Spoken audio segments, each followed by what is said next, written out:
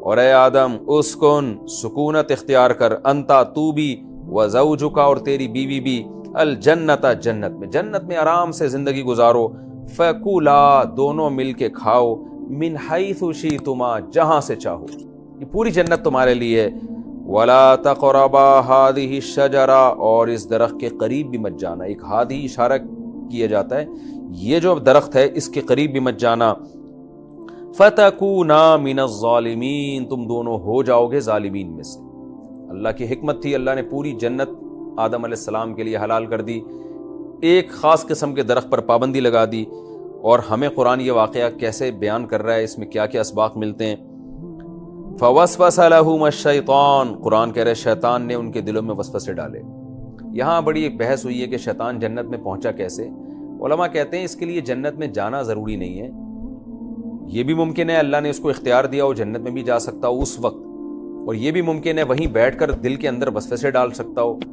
تو یہ دونوں باتیں ممکن ہیں عملاً۔ بہرحال شیطان نے ان کے دلوں میں وسوسے ڈالنا شروع کر دیے، لیبدی لہما جس کا رزلٹ یہ نکلنا تھا کہ ان کے لیے ظاہر کر دے، ماں وہ چیز، وری عنہما جو ان دونوں سے چھپی ہوئی تھی، من سوآتہما یعنی ان کی شرمگاہیں۔ میاں بیوی کے لیے ایک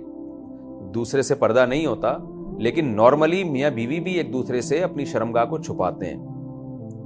اور نارمل کنڈیشن میں بھی میاں بیوی اس میں حیا محسوس کرتے ہیں کہ ایک دوسرے کے سامنے بے لباس ہو کے بیٹھیں جیسے کہ کلچر ہے ہمارا، تو یہ انسان کی حیا کا تقاضا ہے۔ ویسے تو میاں بیوی کے لیے حلال ہے ایک دوسرے کے سامنے بے لباس ہونا، لیکن نارمل کنڈیشن میں ایسا ہوتا نہیں ہے، اور اس کو حیا کے خلاف سمجھا جاتا ہے، اور قرآن بھی اسی کو اپریشیٹ کرتا ہے، تو تاکہ ان کے سامنے ظاہر کر دے جو شرمگاہ وہ ایک دوسرے سے چھپا رہے ہیں۔ وَقَالَ مَا نَهَاكُمَا رَبُّكُمَا اور شیطان نے ان سے آ کے یعنی دل میں وسوسے ڈالے، اور کیا وسوسے ڈالے، مَا نَهَاكُمَا رَبُّكُمَا تم دونوں کے رب نے تم دونوں کو نہیں روکا، عن هذه الشجرہ اس درخت سے، الا ان تکونا ملکین مگر صرف اس لیے کہ تم دونوں فرشتے بن جاؤ گے، او تکونا من الخالدین یا تم دونوں ہمیشہ رہنے والوں میں سے بن جاؤ گے۔ وسوسے کیا ڈالے شیطان نے، بار بار آ کے آدم اور حوا کے دل میں یہ بات ڈالتا رہا کہ اللہ نے پوری جنت میں ہر طرف سے کھانے پینے کی اجازت دے دی ہے، اس درخت سے منع کیا تو یقیناً اس میں کوئی خاص چیز ہوگی، کوئی خاص بات ہوگی کہ جس کے کھانے سے کچھ انسان جو ہے وہ کوئی خاص فائدے کی بات ہوگی۔ یہ انسان کی عادت ہے، جس چیز سے روکا جاتا ہے نا وہ اسی کا حریص ہوتا ہے۔ تو شیطان نے دل میں وسوسہ ڈالا، ہاں بھائی وہ خاص بات یہ ہے کہ اس کے کھانے سے نا تم پر موت ختم ہو جائے گی، اتنی خوبصورت جنت تم ہمیشہ ہمیشہ رہو گے اس میں، اور فرشتوں کی طرح بن جاؤ گے۔ فرشتے بننے کا مطلب جیسے فرشتوں پہ موت نہیں آتی تم بھی ایسے ہی بن جاؤ گے۔ تو اب کیا ہوا ہے، وقاسمہما اور دونوں سے قسمیں اٹھانے لگا، انی لکما لمن الناصحین بے شک میں تمہارے خیر خواہوں میں سے ہوں۔ دیکھیں شیطان انسانی شکل میں آ کے نہیں قسمیں اٹھاتا، بلکہ یہ بھی وسوسے ڈالتا ہے کہ یہ جو یعنی اس کی قسموں کا مطلب یہ ہے کہ آپ کے دل میں جو یہ وسوسہ آ رہا ہے نا کہ یہ گناہ کرنے میں مجھے فائدہ ہے، تو وہ اتنی تاکید سے وسوسہ آتا ہے کہ جیسے جو آدمی پہلی دفعہ ہیروئن پیتا ہے یا نشہ کرتا ہے، تو شیطان کیا وسوسہ ڈالتا ہے، پہلے تو انسان کا ضمیر ملامت کرتا ہے، بھائی دیکھو چرسیوں کا حال دیکھو، ہیروئنچیوں کا حال دیکھو کیا ہو رہا ہے۔ شیطان دل میں جا کے وسوسہ ڈالتا ہے کہ نہیں تم ایک دفعہ ٹرائی کر لو، 2 دفعہ پی لو، کوئی بھی گناہ ہو اسی طرح ہی ہوتا ہے۔ پھر ایک وسوسے کا درجہ ہوتا ہے، اتنا زبردست وسوسہ آتا ہے کہ انسان سمجھتا ہے کہ میں یہ نشہ نہ کر کے گویا غلط کر رہا ہوں۔ تو یہ وہ کیفیت ہے جس کو قرآن قسموں سے تعبیر کر رہا ہے، کیونکہ جب کوئی قسم اٹھا کے کوئی بات کرتا ہے نا تو ہمیں یقین آ جاتا ہے۔ تو شیطان بھی بعض دفعہ اتنے پاورفل وسوسے ڈالتا ہے کہ گویا شیطان قسمیں اٹھا اٹھا کے کہہ رہا ہوتا ہے کہ تم یہ کام کر لو۔ بالکل یہی کنڈیشن آدم اور حوا علیہ السلام کے ساتھ کی کہ یہ جو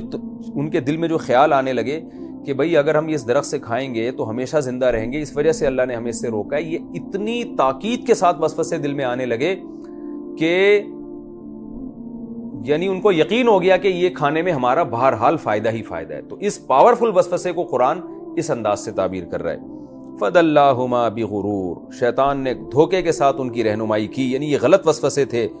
فَلَمَّا ذَاقَ الشَّجَرَةَ پس جب دونوں نے درخت سے چکھا، بَدَتْ لَهُمَا سَوْآتُهُمَا دونوں کی شرمگاہیں ایک دوسرے کے لیے ظاہر ہو گئیں۔ سب سے پہلی سزا یہ ملی، اللہ نے جنت کا لباس چھینا۔ وَطَفِقَا يَخْصِفَانِ عَلَيْهِمَا مِنْ وَرَقِ الْجَنَّةِ اور شرم کی وجہ سے جنت کے درختوں کے پتوں سے اپنے جسم کو ڈھانپنا شروع کر دیا انہوں نے۔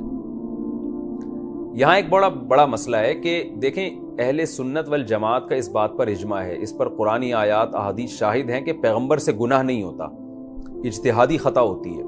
تو تمام مفسرین جتنے بھی معتبر ہیں وہ یہاں متفق ہیں کہ یہاں آدم علیہ السلام سے اجتہادی خطا ہوئی ہے۔ وہ اجتہادی خطا کیا ہے؟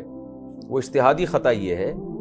کہ جب ان کے دل میں یہ وسوسہ آیا نا کہ اس چیز سے اللہ نے ہمیں روکا ہے، اس درخت سے ہم کھائیں گے تو ہم ہمیشہ زندہ رہیں گے، تو ان کے دل میں ایک لالچ پیدا ہوئی۔ اب کیا ہوا ہے کہ جب انسان کے دل میں کسی کام کو کرنے کی لالچ پیدا ہوتی ہے نا تو پھر وہ اس کے جواز کے بہانے تلاش کرتا ہے۔ تو آدم علیہ السلام اور اماں حوا بھی بیٹھ کے سوچنے لگے کہ بھائی اللہ تعالیٰ نے ہمیں جو اشارہ کر کے کہا ہے نا ہذہ شجرہ، یہ والا درخت نہیں کھانا، تو اس ٹائپ کے جنت میں اور بھی تو بہت سارے درخت ہیں۔ مثال کے طور پر فرض کر لیں کہ وہ آم کا درخت ہے، ایک فرض کر لیں، تو اللہ نے تو یہ کہا ہے نا یہ آم کا درخت نہیں کھانا، تو ہم وہاں سے ٹرائی کر لیتے ہیں، دوسرے والا درخت کھا لیتے ہیں، یہ والا کھایا نا اللہ تعالیٰ نے۔ حالانکہ جب اشارہ کیا جاتا ہے، بھائی آپ جب کسی کو سمجھاتے ہیں کہ یہ کوئی حکیم سمجھا رہا ہو کسی مریض کو کہ تم کریلے کی بیل کی طرف اشارہ کر کے کہہ رہے ہو یہ پھل تم نے نہیں کھانا ہے، تو اس میں جنرلی اس کا یہی مطلب ہوتا ہے کہ پوری دنیا میں کہیں بھی کریلا تم نے نہیں کھانا ہے، تمہیں نقصان دے گا۔ جب شوگر کے مریض کے سامنے رسگلے پڑے ہوئے ہوں اور آپ اس کی طرف اشارہ کر کے کہیں کہ تم نے یہ مٹھائی نہیں کھانی ہے، تو یہ کا لفظ صرف تعیین کے لیے ہوتا ہے، اس کو اور واضح کرنے کے لیے ہوتا ہے کہ خوب سمجھ لو کہ میں کون سی مٹھائی سے تمہیں روک رہا ہوں۔ یہ مطلب نہیں ہوتا کہ اس ڈبے کا رسگلہ تو تم نہیں کھاؤ، باقی ڈبوں سے تم 10 رسگلے خرید کے کھا لو۔ تو تعیین کا مقصد اللہ تعالیٰ کا ہرگز یہ نہیں تھا، اشارہ کا مقصد کہ صرف اس پھل کو کھانے پر پابندی ہے، باقی پوری دنیا پوری جنت میں اس درخت اس کے علاوہ جو درخت ہیں اسی نوعیت کے ان سے جہاں سے چائے کھا سکتے ہو۔ لیکن چونکہ آدم علیہ السلام اور اماں حوا کے دل میں وسوسے آنے لگے کہ یہاں اللہ نے پابندی لگائی ہے تو ہمیں ہمیشہ اس زندہ رہنا ہوگا اگر ہم یہ کھا لیں گے، تو جب ایسے وسوسے انسان کو آتے ہیں تو پھر وہ جواز کے بہانے تلاش کرتا ہے۔ تو آدم اور حوا کے دل میں یہ خیال آیا کہ اللہ نے اس درخت سے بولا ہے، وہ والے سے نہیں بولا، تو ہم وہاں سے ٹرائی کرتے ہیں۔ تو یہ ایک اجتہادی غلطی تھی، لیکن پیغمبروں کی معمولی سی غلطی کو قرآن بہت بڑے جرم سے تعبیر کرتا ہے۔ وَعَصَىٰ آدَمُ رَبَّهُ فَغَوَىٰ، قرآن کہتا ہے سورہ طٰہٰ میں آدم نے رب کی نافرمانی کی اور گمراہ ہو گئے۔ تو یہ قرآن یعنی اللہ کی جلالت ہے، اللہ کا جلالی انداز ہے۔ جیسے کہ یونس علیہ السلام کے بارے میں قرآن کیا کہتا ہے کہ یونس علیہ السلام ہم سے پرمیشن کے بغیر اپنی قوم کو چھوڑ کے چلے گئے، فَظَنَّ أَن لَّن نَّقْدِرَ عَلَيْهِ، اور یونس علیہ السلام کے بارے میں قرآن کہہ رہا ہے فَظَنَّ أَن لَّن نَّقْدِرَ عَلَيْهِ، یونس یہ سمجھے کہ ہمیں یونس پر قدرت ہی نہیں ہے۔ حالانکہ دیکھیں کوئی پیغمبر کبھی بھی یہ نہیں سمجھ سکتے کہ اللہ کو ان پر طاقت نہیں ہے۔ یونس علیہ السلام سے تو ایک اجتہادی غلطی تھی کہ اللہ نے عذاب کا وعدہ کیا ہے، تو اس قوم پہ عذاب آئے گا تو میں بھی اس عذاب میں پھنسوں گا، تو قوم تو ایمان لا نہیں رہی ہے تو نکل جاؤ یہاں سے۔ یونس علیہ السلام کا مقصد ہرگز اللہ کی نافرمانی نہیں تھی، لیکن اللہ کا انداز ہے جلالی، اس کی کتاب جلالی ہے، تو اللہ اسی انداز میں بیان کرتا ہے کہ یونس علیہ السلام کو ہم نے سزا دی اور مچھلی کے پیٹ میں پہنچا دیا۔ کیوں؟ یونس یہ سمجھ بیٹھے تھے کہ اللہ کو آپ پر قدرت ہی نہیں ہے۔ حالانکہ اصولی طور پر اگر کوئی یہ سمجھتا ہے کہ اس پر اللہ کو طاقت اور قدرت ہی نہیں ہے تو نبوت تو دور کی بات، وہ تو ایمان سے ہی خارج ہو جاتا ہے۔ لیکن یہ قرآن کا ایک انداز بیان ہے، تو اس کے ظاہری الفاظ کو نہیں لینا چاہیے۔ یہ جیسے ہم بھی محاوروں میں یہ کہہ دیتے ہیں کسی کو سمجھانے کے لیے کہ تم یہ سمجھتے ہو کہ میں تمہارا کچھ بگاڑ ہی نہیں سکتا، حالانکہ وہ اگلا سمجھ رہا ہوتا ہے۔ تو یہ قرآن بھی چونکہ اللہ تعالیٰ بھی ہم سے جب کلام کرتے ہیں نا تو عام انسانوں میں جو محاورے استعمال ہوتے ہیں انہی محاوروں کے مطابق کلام کرتے ہیں۔ اس لیے علماء نے یہاں لکھا ہے کہ یہ جو قرآن نے کہا کہ آدم نے خدا کی نافرمانی کی، اس سے اصطلاحی نافرمانی مراد نہیں ہے۔ اصطلاح میں ٹرم جو نافرمانی کی ہے وہ تو گناہ کے معنی میں استعمال ہوتی ہے، وہ والا معنی یہاں استعمال نہیں ہوا ہے۔ یہ قرآن کا جلال ہے، قرآن اسی انداز سے بیان کرتا ہے۔ تو یہ آدم علیہ السلام سے اجتہادی غلطی ہوئی ہے۔ کیوں؟ پیغمبروں سے جان کر اللہ کی نافرمانی نہیں ہوتی، ایسی نافرمانی جس میں نافرمانی کے علاوہ اس کا کوئی اور توجیہ اس کی ممکن ہی نہ ہو، کیونکہ پیغمبر قابل تقلید ہوتے ہیں۔ اگر پیغمبروں سے نافرمانی کا صدور ممکن ہوتا تو وہ قابل تقلید نہ رہتے۔